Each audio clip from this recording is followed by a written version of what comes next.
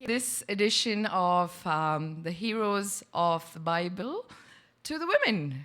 Yeah, we just celebrated International Women's Week. So here's wishing everybody, all the women here, the beautiful mothers, the girls, the ladies, married, unmarried, mothers, widows, all of them, a belated happy Women's Day. Um, our hero, what should I say, heroine for the week. Let's play the guess game. Yeah? She was a woman in the lineage of Jesus. Any guesses? Mary. Nice guess. And Sarita says in her head, she's going from Old Testament to New, so we haven't gotten to New Testament as yet. Okay, any other guesses? No? I didn't quite hear you, Prashanti. Hannah. Almost there, but no, not Hannah.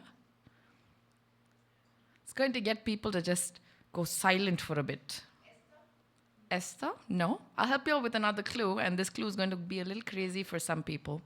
She was a harlot or a prostitute. Rabba? He blew my bubble. Rahab it is. Yeah, so Rahab is quoted in Joshua chapter 2. She's known as the believer, and she's who we will talk about today. Did all of you all know that Rahab was in the lineage of Jesus? Yes? No? Okay, let's take some time to look at the life of Rahab.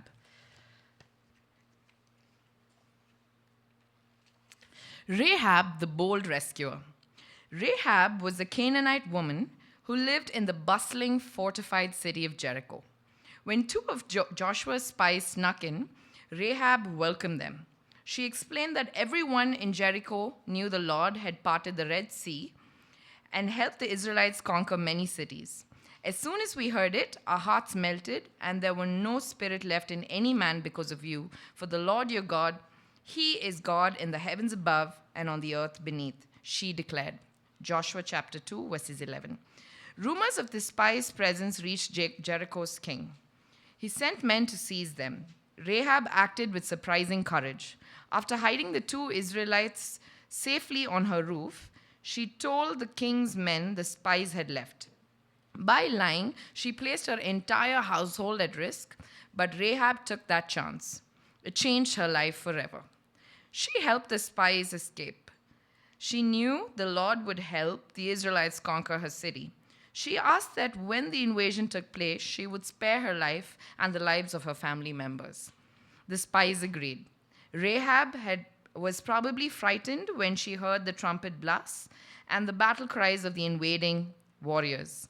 Joshua honored the promise his spies had made, and Rahab's household was spared. From that day to this, Rahab has been held in high esteem as a woman of faith and courage. Rahab later married Salmon of the tribe of Judah and became the mother of Boaz, who married Ruth, the great-grandmother of King David. Some interesting facts of Rahab. Rahab's house was built into the walls of Jericho, and these are the walls we referred to last Sunday that were tumbled down while the army marched around the walls of Jericho. Rahab is one of the only 5 women named in the family history of Jesus. So I thought we'll do a quick activity on this, although it's not in specific about Rahab. And I thought since it's a Women's Day special, let's look at Matthew chapter 1. And I'd like for you all to take a minute to identify these 5 women. Ruth, of course, is one of the women. So take a few minutes to identify who the other 4 women in Jesus' lineage are that are stated by name.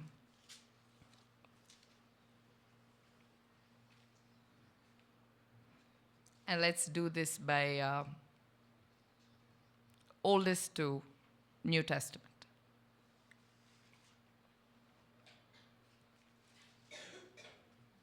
Anybody for the first woman? As soon as you spotted the first woman, you can just say it out aloud.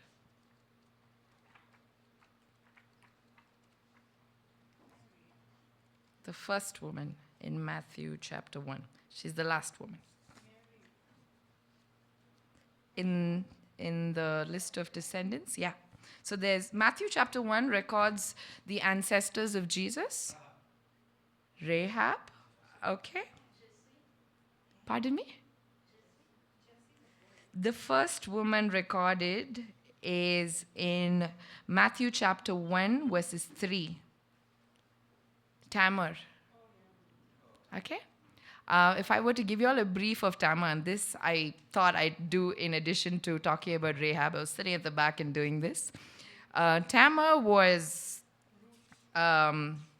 married to 2 sons of Judah, and both sons passed away, and she turned out a widow. She was the mother of Perez and Zerah. And eventually, Tamar went on to attempt to sleep with her father-in-law because her father-in-law refused to give the third son, Shelah, to her in marriage. That was Tamar for y'all. Okay, so she was a widow. Her background is she was a widow. And she was a woman who attempted to sleep with her own father-in-law just to get her lineage going. Okay, let's talk about the second woman. The second woman, like Godfrey said, is Rahab. She was the mother of Boaz and the wife of Salmon. And as I started to talk about today, she was a harlot. She was a prostitute. Okay, let's see who the third woman was. Ruth. Okay, Ruth was the mother of Obed, and her husband was Boaz. And she was also any guesses? A widow. Okay, the fourth woman, Bathsheba. She was the mother of Solomon, and the Bible very specifically labels her as the widow of Uriah, who was one of the strongest kings of that time, and later the wife of David. And the last woman. Yeah, we're almost there. New Testament. Mary, the mother of Jesus. Right? What was different about her? She was the virgin. So if we looked at the lineage of Jesus, right? Jesus picked up some of who we, in today's day and age, want to stay away from. Very evidently, right? When I talked to Godfrey and Sarita about doing this little portion today, I said, I'm going to pull up a very awkward passage. And I just want to do a temp check to hear Godfrey say, oh, don't do that then. It's going to be sensitive. But he just stayed quiet. So I said, okay, that's my green signal to talk about Rahab. But the Gospel of Matthew begins with Jesus' family tree to show that Jesus is the promised Messiah in David's line. The inclusion of these women in the genealogy may have been made to show that Jesus came to free people from their sins. The story of these women help us recognize the hope and promise of belonging for those who are broken, traumatized, outsiders, or just plain imperfect. He came from a lineage of sinners to save sinners.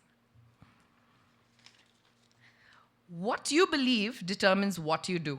For example, if you believe school is over when the bell rings, you'll get up to leave when you hear the bell. If you believe you've fallen off your bike, if you don't hold on, you'll hold on. Rahab believed something no one else in her city believed. Her belief made her willing to do something no one else would do. You see, Rahab lived in Jericho, but she had heard about the Israelites and their God and the battles they had already won. And she was frightened. When Joshua's 2 spies came to Jericho, Rahab hid them on the roof of her house. The king's men came looking for the spies, but Rahab lied to protect them, risking her own life. Later, she told the spies how the whole city was terrified of the Israelites, because she said, "The Lord your God rules the heavens above and the earth below." Rahab was not an Israelite, and her own people looked down on her. But Rahab believed that God was Lord of all. She had faith, and because she was willing to act on that faith, she and her whole family were safe when Jericho fell. Do you have faith like Rahab did? Do you believe that the Lord your God rules the heavens and the earth below? As part of our hero training today, Rahab was saved because she believed God was the Lord over all, not because of anything she did. Let's take a look at Ephesians chapter 2, verses 8. How are you saved? Ephesians chapter 2, verses 8. You could also reference verse 9. How are you saved? Is it by your deeds?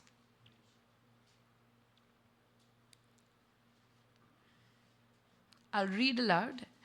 God saved you by his special favor when you believed, and you can't take credit for this. It is a gift from God.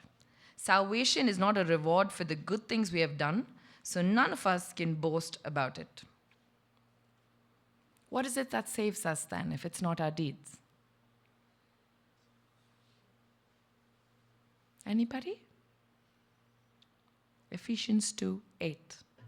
If it's not our own good deeds that save us, what is it that saves us? The grace and mercy, our Lord, the sacrifice of Jesus on the cross. Yeah. Coming back to the life of Rahab. Rahab wasn't an Israelite. She was respected in her community. She wasn't respected in her community, but she was loved by God and chosen to be part of Jesus' family tree. A huge honor. You will meet some unpopular people like Rahab, but remember that they need love too. Heroes know that everyone matters to God, so treat everyone you meet with love and kindness. As I close, I'd like to leave a little message in honor of the International Women's Day that just passed. The theme for International Women's Day is Accelerate Action. That's this year's theme. This campaign theme emphasizes the urgent need to take decisive steps towards achieving gender equality, addressing the slow pace of progress, and empowering women and girls worldwide. Right? Talking about accelerating action, I'd like to leave with y'all 3 critical ingredients of real faith. 1, recognize God as God. If we were to read the story of Rahab, which is Joshua chapter 2, we'd understand that she didn't know God personally. She had just heard that, there was this war and there was this kingdom of Israelites, and they went into war, and there was a God that supported them, stood by them. He was the God of heaven and earth. She just believed. She didn't know. She didn't have a Pastor Godfrey or a preacher, someone to teach her. And most importantly, she was amongst the hated bunch. Right? She had no spiritual guidance, but she believed. She recognized God as God. The second critical ingredient of real faith, risk something on God. We see that Rahab risked her entire life for God. Right? She took a chance of hiding these 2 spies on her roof, and she took a chance to actually lie. She lied merely out of faith. And Jesus and God turned that woman's life around, that prostitute, that harlot's life around to be one that would be a part of the lineage of Jesus. And lastly, in alignment with this year's theme for the Women's Day, accelerating action, the 3rd ingredient of real faith is to act. Right? When the spies showed up at her doorstep, she didn't get advance notice. She didn't get a letter and say, the spies are coming, please prepare food and water. It was an instant decision she had to make. There are 2 spies that showed up at her doorstep, and they could have been probably bad men as well. Who knows? But she just took that leap of faith, and she took action to allow them into the house and protect them. And in turn, what happened was she only asked in return that she, and not just she, her family be saved when the walls of Jericho go down. Now imagine her plight that a few days later, when she could hear the crowds marching around Jericho and all the shouting and the trumpets blowing, what would be her mindset? Because her home was just beside the wall of Jericho. And yet Joshua honored the spies' promise to Rahab and ensured that she was saved. Right? The Bible does not go on to make mention of whether she moved away from a life of being a harlot or a prostitute. But I want to encourage all of us that the God we follow, He's not a God that says, I want to be among the good people. Right? Even when we look into the New Testament, we see a Jesus that sat amongst the wicked people. In fact, there's one portion that also talks about a prostitute that cleaned Jesus' feet with fine perfume and her hair. Right? And then we talked about the 5 women in Jesus' own lineage, out of which only 2 were morally right. That's Ruth and Mary. But the rest of them, they were morally poor people.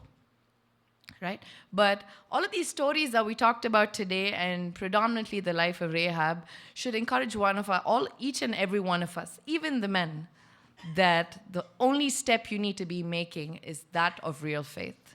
And the rest, God will bless you with. Thank you.